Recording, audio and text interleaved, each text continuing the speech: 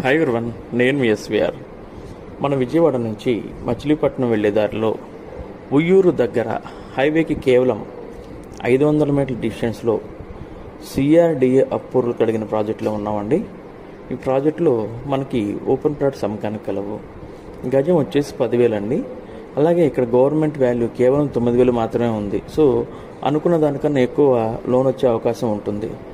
Long run ఇన్వెస్ట్మెంట్లో చాలా బాగుంటుంది. వివరాలకు 9160959080 సంప్రదించండి. Thank you.